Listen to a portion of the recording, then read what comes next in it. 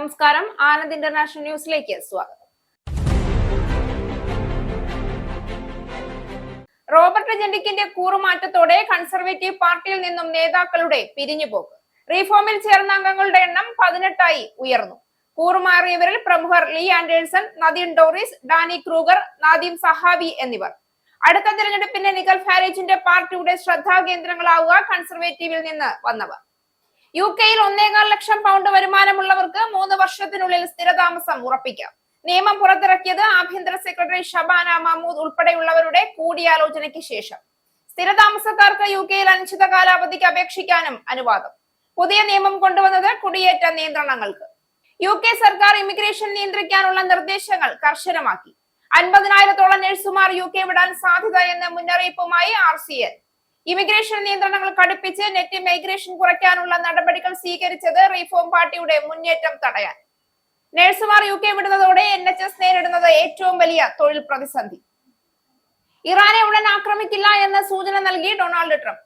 യുദ്ധത്തിൽ നിന്നും അമേരിക്ക പിന്നോക്കം പോയത് പ്രക്ഷോഭകരെ ഇറാൻ സർക്കാർ അടിച്ചമർത്തുന്നത് മയപ്പെട്ടെന്നും സമരക്കാരെ കൊല്ലുന്നത് നിർത്തിയെന്നുമുള്ള വിശ്വസനീയ വിവരത്തെ തുടർന്നെന്ന് ഡൊണാൾഡ് ട്രംപ്. രാജ്യാന്തര വിമാന സർവീസുകൾ വഴിതിരിച്ചുവിട്ട് വ്യോമപാത തുറന്നു. ഇന്റർനെറ്റ് നിരോധനം തുടരുന്നു. വെനസ്വേലയിലെ പ്രതിപക്ഷ നേതാവും നൊബേൽ സമാധാന പുരസ്കാര ജേതാവുമായ Maria Corina Machado American president Donald ട്രംപിന് തന്റെ നൊബേൽ മെഡൽ കൈമാറി. മെഡൽ നൽകിയത് വ്യാഴാഴ്ച വൈറ്റ് ഹൌസിൽ നടന്ന സ്വകാര്യ കൂടിക്കാഴ്ചയിൽ. വെനസ്വേലയിലെ സ്വാതന്ത്ര്യത്തിനായുള്ള ട്രംപിന്റെ നിലപാടിനുള്ള അംഗീകാരമായാണ് മെഡൽ നൽകിയതെന്ന് Mariya Corina Machado. Election commission 5 സംസ്ഥാനങ്ങളിൽ SIR സമയപരിധി നീട്ടി. ഗോവ, രാജസ്ഥാൻ, പശ്ചിമ ബംഗാൾ, പുതുച്ചേരി, ലക്ഷദ്വീപ് എന്നിവിടങ്ങളിലാണ് SIR നടപടികൾ നീട്ടിവെച്ചത്. പശ്ചിമ ബംഗാൾ ഉൾപ്പെടെയുള്ള സംസ്ഥാനങ്ങൾ യോഗ്യരായ എല്ലാ പൗരന്മാരെയും പട്ടികയിൽ ഉൾപ്പെടുത്തും. സംസ്ഥാനങ്ങളിൽ സമയപരിധി നീട്ടുന്നത് ഇത് 3-ാം തവണ. നീട്ടിയ സമയപരിധി ജനുവരി 19-ന് അവസാനിക്കും. ജസ്റ്റിസ് യശ്വന്ത് വർമ്മയ്ക്ക് തിരിച്ചടി. വീട്ടിൽ നിന്ന് കത്തിക്കരിഞ്ഞ നിലയിൽ നോട്ടുകെട്ടുകൾ കണ്ടെത്തിയ സംഭവത്തിലാണ് ജസ്റ്റിസിന് തിരിച്ചടി നേരിടേണ്ടി വന്നത്. ജഡ്ജസ് എൻക്വയറി ആക്ടിന്റെ അടിസ്ഥാനത്തിൽ പാർലമെന്റ് സമിതി രൂപീകരിച്ചുവെന്ന വാദം നിയമവിരുദ്ധമാണ് എന്ന് കോടതി. ലോക്സഭാ സ്പീക്കറിന് നടപടികളുമായി മുന്നോട്ട് പോകാമെന്ന് സുപ്രീം കോടതി. മഞ്ഞളാംകുഴി അലിയുടെ പരാമർശത്തിനെതിരെ രൂക്ഷ വിമർശനവുമായി KT ജലീൽ. വിമർശനത്തിന് വിധേയമായത് മുസ്ലിം ലീഗിന് 7 മന്ത്രിമാർ വരെ ലഭിക്കാനുള്ള യോഗ്യതയുണ്ടെന്ന മുസ്ലിം ലീഗ് നേതാവിന്റെ പ്രസ്താവനയ്ക്കെതിരെ. 7 പ്രമാണിമാർ മന്ത്രിമാരായാൽ ലീഗിന്റെ പ്രശ്നങ്ങൾ തീരുമായിരിക്കുമെന്നും എന്നാൽ സമുദായത്തിന്റെ പ്രശ്നങ്ങൾ അപരിഹാര്യമായി തുടരുമെന്നും KT ജലീൽ. മുസ്ലിം ലീഗ് എല്ലാവരുടെയും പാർട്ടിയാണെന്നും മുസ്ലിങ്ങളുടെ മാത്രം പാർട്ടിയല്ല എന്നും മഞ്ഞളാംകുഴി അലി. മുന്നണി മാറ്റം സംബന്ധിച്ച അഭ്യൂഹങ്ങളോട് പ്രതികരണവുമായി മന്ത്രി റോഷി അഗസ്റ്റിൻ. ദിവസേന നിലപാട് മാറ്റി പറയുന്ന പാർട്ടിയല്ല കേരള കോൺഗ്രസ് എം എന്നും മുന്നണി മാറ്റ വിഷയത്തിൽ ആരുമായും താൻ ചർച്ച നടത്തിയിട്ടില്ല എന്നും മന്ത്രി. അഭിപ്രായങ്ങൾ പലതുണ്ടാകാമെന്നും എന്നാൽ അവസാന വാക്ക് പാർട്ടി ചെയർമാന്റേതാണെന്നും റോഷി അഗസ്റ്റിൻ. ഇടതുപക്ഷത്തിനൊപ്പം ഉറച്ചു നിൽക്കുമെന്നും ജോസ് കെ മാണി. വാർത്തകൾ വിശദമായി. റോബർട്ട് ജെൻഡിക്കിന്റെ കൂറുമാറ്റത്തോടെ കൺസർവേറ്റീവുകളിൽ നിന്ന് റിഫോമിൽ ചേർന്ന അംഗങ്ങളുടെ എണ്ണം 18ആയി ഉയർന്നു. Lee Anderson, Nadine Dorries, Danny Kruger, Nadhim Zahawi എന്നിവരാണ് കൂറുമാറിയവരിൽ പ്രമുഖർ. അടുത്ത തെരഞ്ഞെടുപ്പിന് മുന്നോടിയായി കൂറുമാറി പാർട്ടിയിലെത്തിയ ചിലർ നിഖൽ ഫാരാജിന്റെ പാർട്ടിയുടെ ശ്രദ്ധാ കേന്ദ്രങ്ങളാകാൻ സാധ്യതയുണ്ടെന്ന് റിപ്പോർട്ട്. മുൻ ലേബർ കൗൺസിലറും കൺസർവേറ്റീവ് MPയുമായ ലീ ആൻഡേഴ്സൺ 2024-ൽ കൂറുമാറി റിഫോം MP ആയി. ലണ്ടനിലെ മുസ്ലിം മേയറായ സാദിഖ് ഖാനെ ഇസ്ലാമിസ്റ്റുകൾ നിയന്ത്രിച്ചു എന്ന് പറഞ്ഞതിന് ക്ഷമാപണം നടത്താൻ വിസമ്മതിച്ചതിന് വിപ്പ് നീക്കം ചെയ്തതിന് തൊട്ടു പിന്നാലെയാണ് ആൻഡേഴ്സൺ ടോറികൾ വിട്ടത്. കൺസർവേറ്റീവ് പാർട്ടി മരിച്ചു എന്ന അഭിപ്രായം പറഞ്ഞുകൊണ്ടാണ് നദീൻ ഡോറിസ് സെപ്റ്റംബറിൽ റിഫോമിലേക്ക് കൂറുമാറി. ബോറിസ് ജോൺസന്റെ അടുത്ത സുഹൃത്തായ അവർ 2022-ൽ സാംസ്കാരിക സെക്രട്ടറിയായി സേവനമനുഷ്ഠിച്ചു. 1 വർഷത്തിനു ശേഷം പിയറേജ് ലഭിക്കുന്നതിന് നിന്ന് തടഞ്ഞപ്പോഴായിരുന്നു രാജി ഉണ്ടായത്. 1.25 ലക്ഷം പൗണ്ട് വരുമാനമുള്ളവർക്ക് 3 വർഷത്തിനുള്ളിൽ UK-യിൽ സ്ഥിരമായി സ്ഥിരതാമസമാക്കാൻ അനുവാദം ഉണ്ടാകുമെന്ന് ആഭ്യന്തര സെക്രട്ടറി ഷബാന മഹ്മൂദ് വെളിപ്പെടുത്തി. കുടിയേറ്റ നിയന്ത്രണങ്ങൾ വിദഗ്ധ തൊഴിലാളികളെ പിന്തിരിപ്പിക്കുന്നത് തടയാൻ സർക്കാർ ശ്രമിച്ചതിനാലാണ് ഇത് സാധ്യമായതെന്നും ഷബാന മഹ്മൂദ് പറയുന്നു.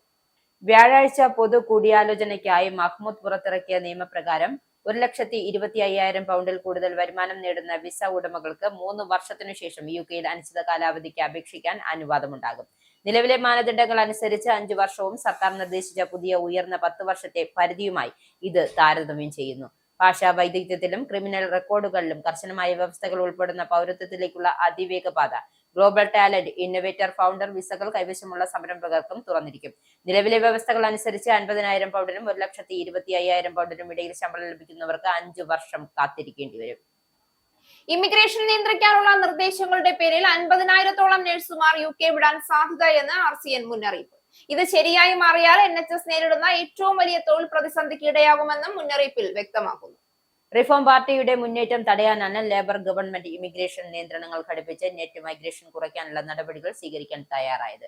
എന്നാൽ ഈ രാഷ്ട്രീയ കളിയിൽ NHSലെ കുടിയേറ്റ നഴ്സുമാർ ബലിയാടായി മാറുമെന്നാണ് ആശങ്ക ഉയരുന്നത്. റോയൽ കോളേജ് ഓഫ് നഴ്സിംഗ് നടത്തിയ സർവേയിൽ വിദേശ NHS സോഷ്യൽ കെയർ ജീവനക്കാരുടെ ആശങ്ക സുവ്യക്തമാക്കിയിട്ടുണ്ട്.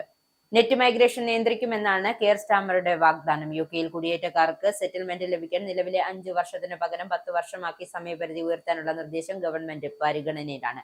വിദേശ ജോലിക്കാരുടെ സ്കിൽ മാനദണ്ഡങ്ങൾ വർദ്ധിപ്പിച്ച് ഡിഗ്രി ലെവലിലേക്ക് ഉയർത്തുവാനും എല്ലാതരം വിസകൾക്കും ഇംഗ്ലീഷ് ഭാഷാ നിലവാരം വർദ്ധിപ്പിക്കുവാനും ഡിപെൻഡൻസ് ഉൾപ്പെടെയുള്ള ഇംഗ്ലീഷ് നിലവാരം വേണമെന്ന നിബന്ധനയുമാണ് നടപടികൾ. നിഗൽ ഫരാജിന്റെ റിഫോം UK പാർട്ടിയുടെ മുന്നേറ്റം തടയാനാണ് ഈ നീക്കമെന്നാണ് കരുതുന്നത്.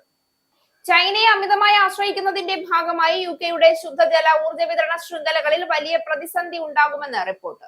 ഈ സാഹചര്യത്തിൽ ഏകദേശം 90,000 തൊഴിലുകൾ അപകടത്തിലാകാമെന്ന് ഇടതുപക്ഷ ചിന്താ കേന്ദ്രമായ institute for public policy research മുന്നറിയിപ്പ് നൽകി.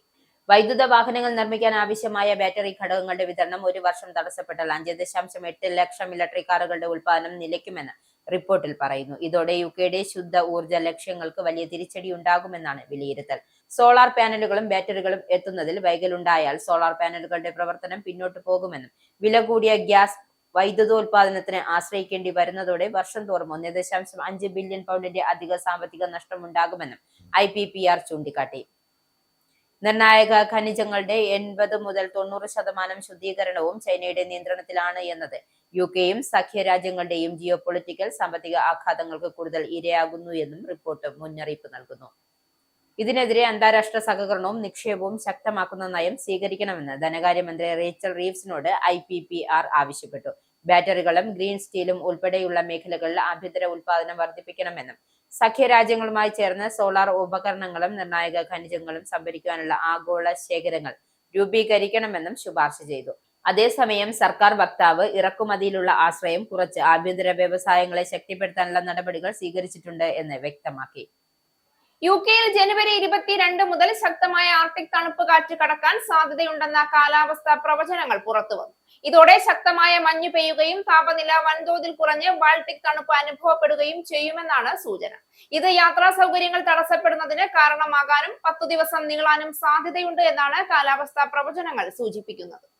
സ്കോട്ട്ലൻഡിന്റെ ചില ഭാഗങ്ങളിൽ 30 സെന്റിമീറ്ററോളം മഞ്ഞു പെയ്യാൻ സാധ്യതയുണ്ടെന്നും നോർത്ത് ഇംഗ്ലണ്ടിന്റെ ചില ഭാഗങ്ങളിൽ 14 മുതൽ 15 സെന്റിമീറ്റർ വരെ മഞ്ഞു കുമിയുമെന്നും മുന്നറിയിപ്പ് നൽകിയിട്ടുണ്ട്. താപനില -6 ഡിഗ്രി സെൽഷ്യസിന് താഴേക്കും. ശക്തമായ കാറ്റ് ചൂട് കുറയ്ക്കുന്നത് കാരണം തണുപ്പ് കൂടുമെന്നാണ് സൂചന. മാഞ്ചസ്റ്റർ, ന്യൂകാസിൽ പോലുള്ള നഗരങ്ങൾ, സ്കോട്ടിഷ് ഹൈലാൻഡ്സ് പ്രദേശങ്ങൾ എന്നിവയാണ് കാലാവസ്ഥ ഏറ്റവും ശക്തമായി ബാധിക്കപ്പെടാൻ സാധ്യതയുള്ള പ്രദേശങ്ങൾ. മെറ്റ് ഓഫീസ് ജനുവരി 17 മുതൽ 26 വരെയുള്ള കാലയളവിൽ തണുത്ത കാലാവസ്ഥയിലേക്ക് മാറുന്നതായി മുന്നറിയിപ്പ് നൽകിയിട്ടുണ്ട്. ജനങ്ങൾക്ക് മെറ്റ് ഓഫീസ് വെബ്സൈറ്റിൽ കാലാവസ്ഥാ മുന്നറിയിപ്പുകൾ നിരീക്ഷിക്കുവാനും ഹൈ റിസ്ക് മേഖലകളിൽ വാഹനങ്ങൾ ശീതകാലത്തിന് തയ്യാറാക്കുവാനും പ്രധാന ആവശ്യങ്ങൾ സംഭരിച്ചു വെക്കുവാനും ശുപാർശ ചെയ്തിട്ടുണ്ട്.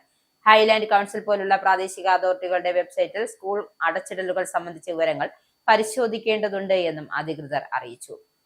ഇറാനിൽ പ്രക്ഷോഭകരെ കൊന്നൊടുക്കുന്നത് കുറഞ്ഞുവെന്നും തൂക്കിലേറ്റൽ നിർത്തിവെച്ചെന്നും വിവരം ലഭിച്ചു എന്ന് US പ്രസിഡന്റ് ഡൊണാൾഡ് ട്രംപ്. ഉടൻ ആക്രമണമില്ല എന്ന സൂചനയും നൽകി. ഖത്തറിലെ അൽ ഉദൈദ വിമാനത്താവളത്തിലേക്ക് US വിമാനങ്ങൾ മടങ്ങി വരികയാണെന്ന് റോയിട്ടേഴ്സ് റിപ്പോർട്ട് ചെയ്തു. അതേസമയം 5 മണിക്കൂർ അടച്ചിട്ടതിനു ശേഷം രാത്രിയോടെ ഇറാൻ തങ്ങളുടെ വ്യോമാതിർത്തി വീണ്ടും തുറന്നു. രാജ്യവ്യാപകമായി പ്രക്ഷോഭത്തിന്റെ ശക്തി കുറഞ്ഞുവെന്നും തിങ്കളാഴ്ചയ്ക്ക് ശേഷം നഗരങ്ങളിൽ പ്രതിഷേധ റാലികൾ നടന്നിട്ടില്ല എന്നുമാണ് വിവരം. അതേസമയം ഭീകരബന്ധം ആരോപിച്ചുള്ള അറസ്റ്റുകൾ രാജ്യമെങ്ങും ഇന്നലെയും തുടർന്നു. ഇന്റർനെറ്റ് നിരോധനം പിൻവലിച്ചിട്ടില്ല. രാവിലെ 4 മണിക്കൂറോളം വ്യോമപാത ഇറാൻ അടച്ചു. ഒട്ടേറെ രാജ്യാന്തര വിമാന സർവീസുകൾ വഴിതിരിച്ചുവിട്ടു. ഉച്ചയോടെ വ്യോമപാത തുറന്നു. പ്രക്ഷോഭകരെ സർക്കാർ അടിച്ചമർത്തുന്നതും മയപ്പെട്ടു എന്നും സമരക്കാരെ കൊല്ലുന്നതും നിർത്തിയെന്നും തനിക്ക് വിശ്വസനീയമായ കേന്ദ്രങ്ങളിൽ നിന്നും വിവരം ലഭിച്ചു എന്നാണ് ട്രംപ് വൈറ്റ് ഹൌസിൽ മാധ്യമ പ്രവർത്തകരോട് വ്യക്തമാക്കിയത്. സ്ഥിതി നിരീക്ഷിച്ചു കൊണ്ടിരിക്കുകയാണെന്നും ട്രംപ് പറഞ്ഞു. ട്രംപിന്റെ പ്രഖ്യാപനത്തിനു പിന്നാലെ ദിവസങ്ങളായി ഉയർന്നു നിന്ന എണ്ണ, സ്വർണ്ണ വിലകളിൽ ഇടിവുണ്ടായി. അതിനിടെ ഇറാൻ വിഷയത്തിൽ UN രക്ഷാസമിതി യോഗം ചേർന്നു. രണ്ടാഴ്ചത്തെ പ്രക്ഷോഭത്തിൽ 153 സുരക്ഷാ ഉദ്യോഗസ്ഥരും 2435 പ്രക്ഷോഭകരും കൊല്ലപ്പെട്ടതായി US ആസ്ഥാനമായ human rights activist news agency report ചെയ്തു. പ്രക്ഷോഭത്തിനിടെ അറസ്റ്റിലായ ഇർഫാൻ സുൽത്താനിയെ ബുധനാഴ്ച തൂക്കിലേറ്റുമെന്നാണ് അധികൃതർ കുടുംബത്തെ അറിയിച്ചിരുന്നത് എങ്കിലും ശിക്ഷ നടപ്പാക്കിയില്ല എന്നാണ് വിവരം. തൂക്കിലേറ്റാൻ പദ്ധതിയില്ല എന്ന് ഇറാൻ വിദേശകാര്യമന്ത്രിയും വ്യക്തമാക്കി. ഇന്നലെ സൗദി വിദേശകാര്യമന്ത്രി ഫൈസൽ ബിൻ ഫർഹാൻ ഇറാൻ വിദേശകാര്യമന്ത്രി അബ്ബാസ് അറഗ്ചിയുമായി ഫോണിൽ സംസാരിച്ചു. അതേസമയം ഇറാൻ ആക്രമിക്കാൻ ഉദ്ദേശമില്ല എന്ന് US പ്രസിഡന്റ് ഡൊണാൾഡ് ട്രംപ് വ്യക്തമാക്കിയതായും ഇറാന്റെ പാകിസ്ഥാനിലെ നയതന്ത്ര പ്രതിനിധി റസ അമീർ മൊഹത്തം വെളിപ്പെടുത്തി. ഇറാനുമായി യുദ്ധം ആഗ്രഹിക്കുന്നില്ല എന്നും നിലവിലെ സാഹചര്യത്തെ ടെഹ്റാൻ സംയമനത്തോടെ നേരിടണമെന്നും ട്രംപ് സൂചിപ്പിച്ചതായി അദ്ദേഹം പറഞ്ഞു. ബുധനാഴ്ച പാകിസ്ഥാൻ സമയം പുലർച്ചെ 1 മണിയോടെയാണ് തനിക്ക് ട്രംപിന്റെ സന്ദേശം സംബന്ധിച്ച വിവരം ലഭിച്ചതെന്നും അദ്ദേഹം കൂട്ടിച്ചേർത്തു. ഗ്രീൻലാൻഡ് സ്വന്തമാക്കാനുള്ള നിലപാടിൽ US പ്രസിഡന്റ് ഡൊണാൾഡ് ട്രംപ് ഉറച്ചു നിൽക്കുന്നതായി വൈറ്റ് ഹൌസ് വ്യക്തമാക്കി. യൂറോപ്യൻ രാജ്യങ്ങൾ നാറ്റോയുടെ ഭാഗമായി ഗ്രീൻലാൻഡിലേക്ക് സൈന്യത്തെ വിന്യസിച്ചിട്ടുണ്ടെങ്കിലും അത് ട്രംപിന്റെ തീരുമാനത്തെ ഒരു തരത്തിലും ബാധിക്കില്ല എന്നാണ് വൈറ്റ് ഹൌസിന്റെ നിലപാട്. ഗ്രീൻലാൻഡ് ഏറ്റെടുക്കൽ ട്രംപിന്റെ പ്രധാന അജണ്ടയാണെന്നും വ്യാഴാഴ്ച നടന്ന വാർത്താ സമ്മേളനത്തിൽ വൈറ്റ് ഹൌസ് വക്താവ് കരോലൈൻ ലീവിറ്റ് ആവർത്തിച്ചു. ഗ്രീൻലാൻഡ് USന്റെ ദേശീയ സുരക്ഷയ്ക്ക് നിർണായകമാണ് എന്ന വിശ്വാസത്തിലാണ് പ്രസിഡന്റ് ഈ നിലപാട് സ്വീകരിച്ചിരിക്കുന്നതെന്നും അവർ പറഞ്ഞു. യൂറോപ്യൻ നാറ്റോ സൈനികർ ഗ്രീൻലാൻഡിലെത്തിയത് ട്രംപിന്റെ തീരുമാന പ്രക്രിയയെ ബാധിക്കില്ലെന്നും ഗ്രീൻലാൻഡ് സ്വന്തമാക്കാനുള്ള ലക്ഷ്യം മാറ്റാൻ അതിന് കഴിയില്ലെന്നും ലീവിറ്റ് കൂട്ടിച്ചേർത്തു.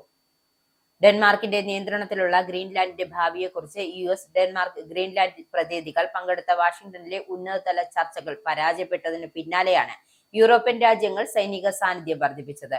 ഗ്രീൻലാൻഡിനെ കുറിച്ച് അടിസ്ഥാനപരമായ അഭിപ്രായ വ്യത്യാസം നിലനിൽക്കുന്നതായും ഡെൻമാർക്ക് വ്യക്തമാക്കി. ഇതിനിടെ ഫ്രാൻസ്, ജർമ്മനി, സ്വീഡൻ, നോർവേ എന്നീ രാജ്യങ്ങൾ ഗ്രീൻലാൻഡിന്റെ തലസ്ഥാനമായ ന്യൂക്കിലേക്ക് സൈനികരെ അയച്ചതായി വ്യക്തമാക്കിയിട്ടുണ്ട്. ഇത് ഒരു പരിശോധനാ ദൗത്യത്തിന്റെ ഭാഗമാണെന്നും ജർമ്മൻ പ്രതിരോധ മന്ത്രാലയം കൂട്ടിച്ചേർത്തു.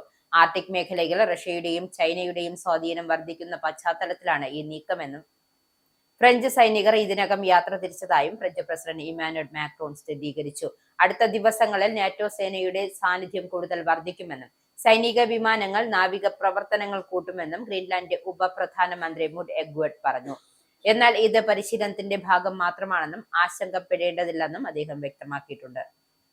വെനസ്വേലയിലെ പ്രതിപക്ഷ നേതാവും നൊബേൽ സമാധാന പുരസ്കാര ജേതാവുമായ Maria Corina Machado American president Donald ട്രംപിന് തന്റെ നൊബേൽ മെഡൽ കൈമാറിയതായി അറിയിച്ചു. വ്യാഴാഴ്ച വൈറ്റ് ഹൌസിൽ നടന്ന സ്വകാര്യ കൂടിക്കാഴ്ചയിലാണ് മെഡൽ നൽകിയതെന്ന് മച്ചാഡോ മാധ്യമങ്ങളോട് പറഞ്ഞു. ട്രംപ് അത് സ്വീകരിച്ചോ എന്നത് വ്യക്തമല്ല. ഇന്ന് വെൻസ്ലേക്കാർക്ക് ചരിത്ര ദിനമാണ്. പ്രസിഡന്റ് ട്രംപിനെ ആശ്രയിക്കാമെന്ന് വൈറ്റ് ഹൌസിന് പുറത്ത് പിന്തുണക്കാർക്കിടയിൽ മച്ചാഡോ പറഞ്ഞു. വെൻസ്ലേയിലെ സ്വാതന്ത്ര്യത്തിനായുള്ള ട്രംപിന്റെ നിലപാടിനുള്ള അംഗീകാരമായാണ് മെഡൽ നൽകിയതെന്നും അവർ വ്യക്തമാക്കി. എന്നാൽ നൊബേൽ കമ്മിറ്റി മെഡൽ കൈമാറ്റം ചെയ്യാനാവില്ലെന്നും ഒരിക്കൽ പ്രഖ്യാപിച്ച പുരസ്കാരം മറ്റൊരാൾക്ക് നൽകാനോ പങ്കിടാനോ കഴിയില്ലെന്നും നേരത്തെ വ്യക്തമാക്കിയിരുന്നു. മെഡൽ കൈമാറാമെങ്കിലും നോബൽ ജേതാവെന്ന പദവി മാറ്റാനാവില്ല എന്നും നോബൽ പീസ് സെന്റർ വ്യക്തമാക്കിയിട്ടുണ്ട്. മദൂറയെ അധികാരത്തിൽ നിന്നും മാറ്റിയതിന് പിന്നാലെ വെൻസ്വേലയിലെ പുതിയ ഭരണക്രമത്തെക്കുറിച്ച് അമേരിക്ക വ്യക്തമായ നിലപാട് സ്വീകരിച്ചിട്ടില്ല. മച്ചാഡോയുടെ നേതൃത്വത്തിലുള്ള പ്രതിപക്ഷ കൂട്ടായ്മയ്ക്ക് പകരം മുൻ വൈസ് പ്രസിഡന്റ് ഡെൽസി റോഡ്രിഗസിന്റെ ഇടക്കാല സർക്കാരുമായാണ് ട്രംപ് ഭരണകൂടം ഇപ്പോൾ ഇടപെടുന്നത്. വാഷിംഗ്ടണിലെ സന്ദർശനത്തിനിടെ മച്ചാഡോ കോൺഗ്രസിലെ അംഗങ്ങളെയും കണ്ടു. വെൻസ്വേലയിലെ ഭരണകൂട മാറ്റത്തിൽ തന്റെ നേതൃത്വത്തിലുള്ള പ്രതിപക്ഷ സഖ്യത്തിന് പിന്തുണ നൽകണമെന്നാവശ്യപ്പെട്ട് ട്രംപിനെ മനസ്സിലാക്കാനായിരുന്നു കൂടിക്കാഴ്ചയുടെ പ്രധാന ലക്ഷ്യം. അതേസമയം റോഡ്രിഗസുമായി ട്രംപ് ഫോണിൽ സംസാരിച്ചു. ഈ സംഭാഷണം സൗഹൃദപരവും ഫലപ്രദവുമായിരുന്നു എന്നാണ് രണ്ടുവശവും അറിയിച്ചിട്ടുള്ളത്. അമേരിക്ക ഇതിനകം വെൻസ്വേലയിലെ എണ്ണ വ്യാപാരത്തിൽ ഇടപെടൽ തുടങ്ങിയതായും റിപ്പോർട്ടുണ്ട്. വെൻസ്വേലയിലെ അധികാര കൈമാറ്റവും അമേരിക്കയുടെ നിലപാടും രാജ്യാന്തര തലത്തിൽ വലിയ ചർച്ചകൾക്ക് ഇടയാക്കുകയാണ്. ഗാസ യുദ്ധം അവസാനിപ്പിക്കുന്നതിന് US പിന്തുണയോടെ നടപ്പാക്കുന്ന സമാധാന പദ്ധതിയുടെ 2ാം ഘട്ടത്തിന്റെ ഭാഗമായി ഗാസ ബോർഡ് ഓഫ് പീസ് രൂപീകരിച്ചതായി US പ്രസിഡന്റ് ഡൊണാൾഡ് ട്രംപ് പ്രഖ്യാപിച്ചു. ബോർഡിലെ അംഗങ്ങളുടെ പേരുകൾ ഉടൻ പുറത്തുവിടുമെന്നും ട്രംപ് അറിയിച്ചു. ഇതുവരെ രൂപീകരിച്ചതിൽ ഏറ്റവും മഹത്തായതും ഉറപ്പുള്ളതുമായ സമാധാന ബോർഡാണ് ഇതെന്നും ട്രംപ് അവകാശപ്പെട്ടു. ബോർഡിന്റെ ഘടനയെയും അധികാര പരിധിയെയും കുറിച്ച് വിശദാംശങ്ങൾ പുറത്തുവിട്ടിട്ടില്ല. ട്രംപ് തന്നെ ബോർഡിന്റെ അധ്യക്ഷനാകുമെന്നാണ് സൂചന. ഇതിനിടെ യുദ്ധാനന്തര ഗാസയുടെ ദൈനംദിന ഭരണ ചുമതലകൾ നിർവഹിക്കാൻ 15 അംഗങ്ങൾ അടങ്ങിയ പലസ്തീൻ സാങ്കേതിക വിദഗ്ധ സമിതി പ്രഖ്യാപിച്ചിരുന്നു. ഈ സമിതി പുതിയ സമാധാന ബോർഡിന്റെ മേൽനോട്ടത്തിൽ പ്രവർത്തിക്കുമെന്നാണ് പദ്ധതി. US പിന്തുണയുള്ള പദ്ധതിയുടെ ഭാഗമായി അന്താരാഷ്ട്ര സ്ഥിര സേനയും ഗാസയിൽ വിന്യസിക്കും. പ്രദേശ സുരക്ഷ ഉറപ്പാക്കുകയും തെരഞ്ഞെടുത്ത പലസ്തീൻ പോലീസ് വിഭാഗങ്ങൾക്ക് പരിശീലനം നൽകുകയും ചെയ്യുന്നതാവും സേനയുടെ ചുമതല. ഇനി പൗണ്ട്, യൂറോ, ഡോളർ, രൂപ ഇന്നത്തെ വിനിമയ നിരക്ക്. ഒരു പൗണ്ട് 121.32 ഇന്ത്യൻ രൂപ, ഒരു പൗണ്ട് 1.15 യൂറോ, ഒരു US ഡോളർ 90.67 ഇന്ത്യൻ രൂപ, ഒരു യൂറോ 105.25 ഇന്ത്യൻ രൂപ, ഒരു പൗണ്ട് 1.34 US ഡോളർ, ഒരു കനേഡിയൻ ഡോളർ 65.27 ഇന്ത്യൻ രൂപ. ഇനിയൊരു ഇടവേളയ്ക്ക് ശേഷം നാഷണൽ ന്യൂസ്.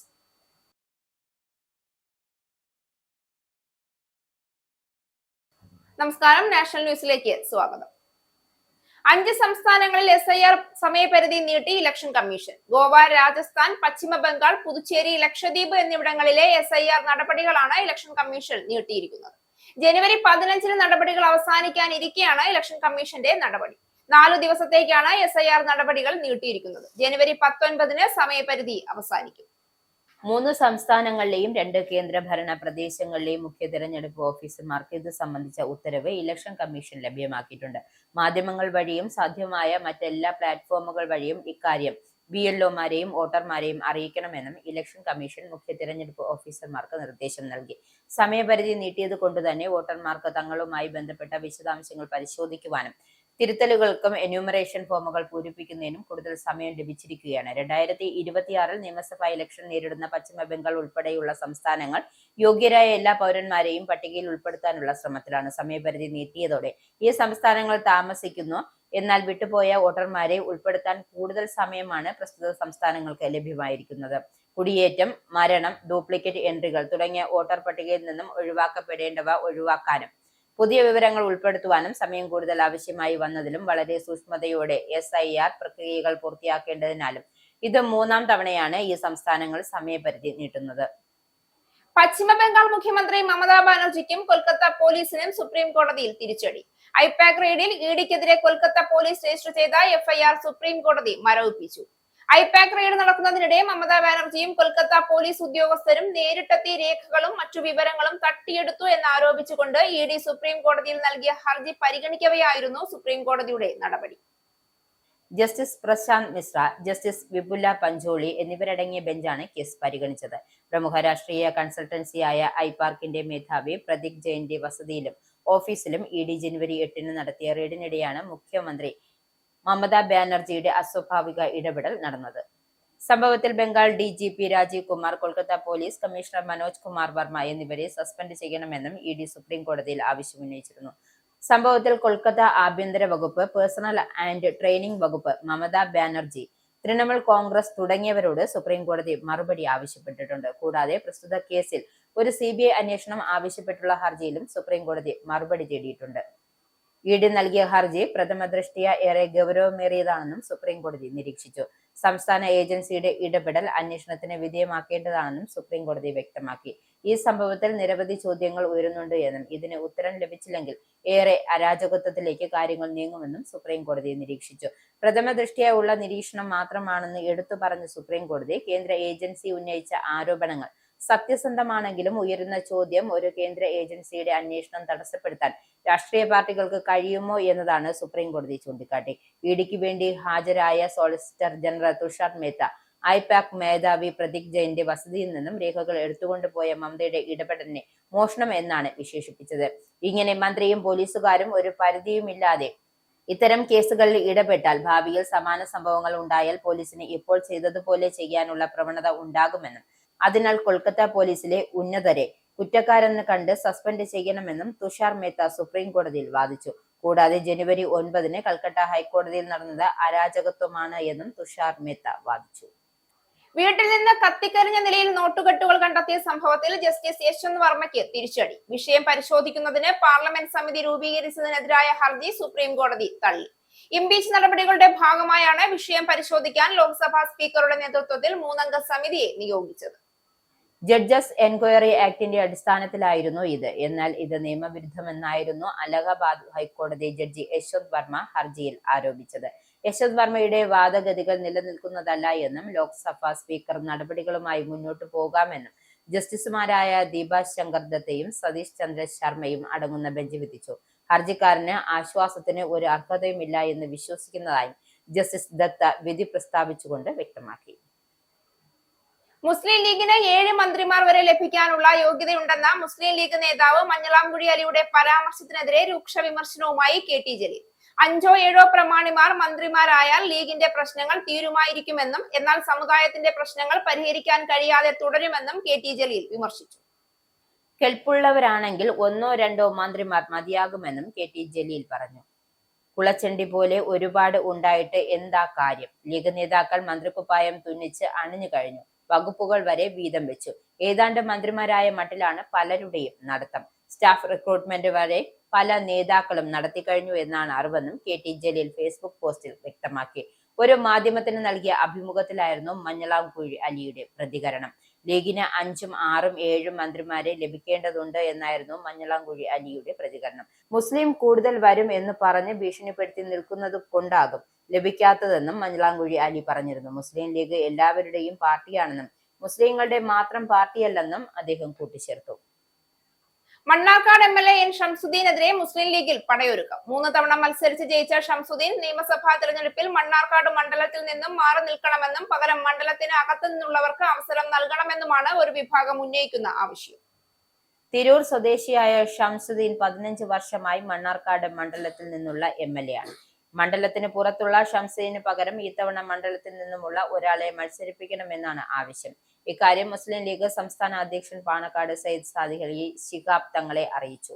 ഇന്ന് മണ്ണാർക്കാട്ടെ ലീഗ് നേതാക്കൾ സംസ്ഥാന ജനറൽ സെക്രട്ടറി PMA സലാമിനെയും കാണും. എന്നാൽ ഷംസുദ്ദീൻ വീണ്ടും മത്സരിക്കട്ടെ എന്ന നിലപാടിലാണ് മറുവിഭാഗം. LDFന്റെ കയ്യിലായിരുന്ന മണ്ഡലം 2011 വൻ ഭൂരിപക്ഷത്തിൽ N ഷംസുദ്ദീനിലൂടെ UDF തിരിച്ചു പിടിക്കുകയായിരുന്നു. ശേഷം 2016, 2021 മണ്ഡലം UDFനൊപ്പം നിന്നിരുന്നു. ദിവസേനയും മണിക്കൂറുകൾ ഇടവിട്ടും നിലപാട് മാറ്റി പറയുന്ന പാർട്ടിയല്ല കേരള കോൺഗ്രസ് എം എന്ന് മന്ത്രി റോഷി അഗസ്റ്റിൻ. മുന്നണി മാറ്റം സംബന്ധിച്ച അഭ്യൂഹങ്ങളോട് പ്രതികരിക്കുകയായിരുന്നു മന്ത്രി. പാർട്ടി ചെയർമാൻ ജോസ് കെ മാണി അഭ്യൂഹങ്ങൾക്ക് വിരാമമിട്ട് മറുപടി പറഞ്ഞിട്ടുണ്ട്. മുന്നണി മാറ്റ വിഷയത്തിൽ മുഖ്യമന്ത്രിയുമായി താൻ ചർച്ച നടത്തിയിട്ടില്ല. പാർട്ടി യോഗങ്ങളിൽ പല അഭിപ്രായം ഉണ്ടാകും. അവസാന വാക്ക് പാർട്ടി ചെയർമാന്റേതാണെന്നും റോഷി അഗസ്റ്റിൻ പറഞ്ഞു. ഇന്ന് ചേരുന്ന കേരള കോൺഗ്രസ് എമ്മിന്റെ സ്റ്റിയറിംഗ് കമ്മിറ്റി യോഗത്തിലേക്ക് ഉറ്റുനോക്കുകയാണ് LDFും UDFും.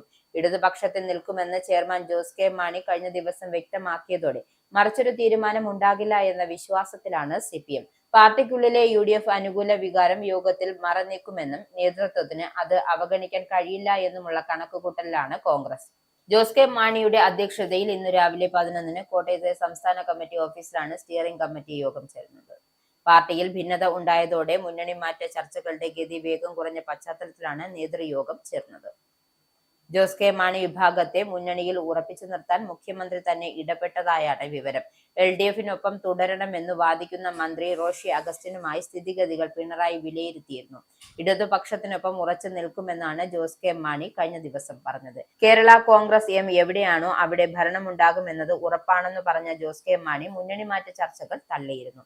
അതേസമയം പാർട്ടിക്കുള്ളിൽ വ്യത്യസ്ത അഭിപ്രായങ്ങളുണ്ടെന്നും ചർച്ച ചെയ്തെടുക്കുന്ന തീരുമാനത്തിനൊപ്പം മുന്നോട്ട് കൊണ്ടുപോകുമെന്നും അദ്ദേഹം പറഞ്ഞു. 2020 ലോകകപ്പിൽ അഫ്ഗാനിസ്ഥാൻ ക്രിക്കറ്റ് ടീമിന് വലിയ തിരിച്ചടി. വെസ്റ്റ് ഇൻഡീസിനെതിരായ അഫ്ഗാനിസ്ഥാന്റെ 3 മത്സരങ്ങളുള്ള 2020 പരമ്പരയിൽ നിന്നും വരാനിരിക്കുന്ന 2020 ലോകകപ്പിനുള്ള ടീമിൽ നിന്നും സ്റ്റാർ പേസർ നവീൻ ഉൾ സഹിനെ ഒഴിവാക്കി. പരിക്കാണ് താരത്തിന് തിരിച്ചടിയായത്.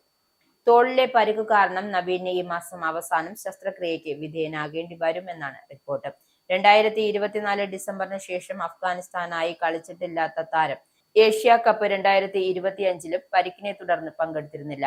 പകരക്കാരനെ അഫ്ഗാനിസ്ഥാൻ ഇതുവരെയും പ്രഖ്യാപിച്ചിട്ടില്ല. ലോകകപ്പ് ലക്ഷ്യമിട്ട് ഈ വർഷം ആദ്യം SA-20 പോലുള്ള വിവിധ ഫ്രാഞ്ചൈസികൾ ലീഗുകളിൽ കളിച്ച് ഫിറ്റ്നസ് എടുക്കാൻ ശ്രമിച്ചു എങ്കിലും പരിക്ക് വില്ലനാവുകയായിരുന്നു. നവീന് പകരക്കാരനായി സിയ ഉർ റഹ്മാൻ ഷെരീഫിയെയോ AM ഗൻസഫറിനെയോ ടീമിനെടുക്കുമെന്നാണ് റിപ്പോർട്ടുകൾ. പ്രധാന വാർത്തകൾ ഒരിക്കൽ കൂടി. റോബർട്ട് ജെൻഡിക്കിന്റെ കൂറുമാറ്റത്തോടെ കൺസർവേറ്റീവ് പാർട്ടിയിൽ നിന്നും നേതാക്കളുടെ പിരിഞ്ഞുപോക്ക്. റീഫോമിൽ ചേർന്ന അംഗങ്ങളുടെ എണ്ണം 18 ഉയർന്നു. കൂറുമാറിയവരിൽ പ്രമുഖർ Lee Anderson, Nadine Dorries, Danny Kruger, Nadhim Zahawi എന്നിവർ. അടുത്ത തിരഞ്ഞെടുപ്പിന്റെ നിഗൽ ഫാരേജിന്റെ പാർട്ടിയുടെ ശ്രദ്ധാകേന്ദ്രങ്ങളാവുക കൺസർവേറ്റീവിൽ നിന്ന് വന്നവർ. UK-യിൽ 1.25 ലക്ഷം പൗണ്ട് വരുമാനമുള്ളവർക്ക് 3 വർഷത്തിനുള്ളിൽ സ്ഥിരതാമസം ഉറപ്പിക്കാം.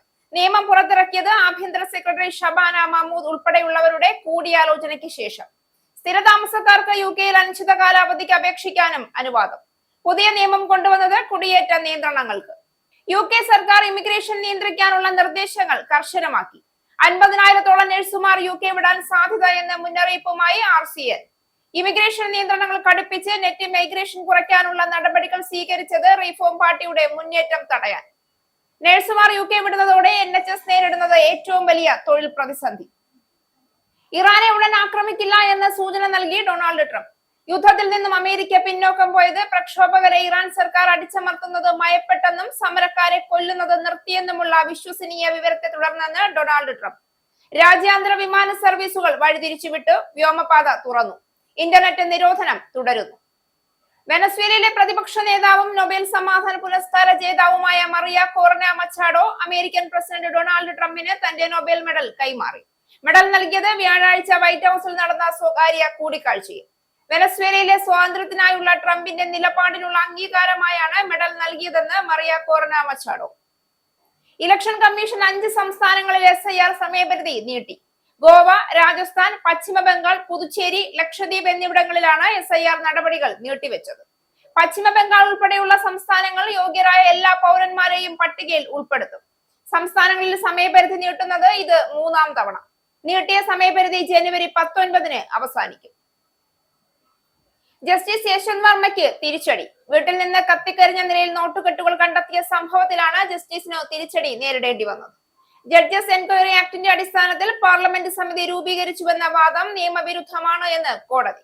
ലോക്സഭാ സ്പീക്കറിന് നടപടികളുമായി മുന്നോട്ട് പോകാമെന്ന് സുപ്രീം കോടതി.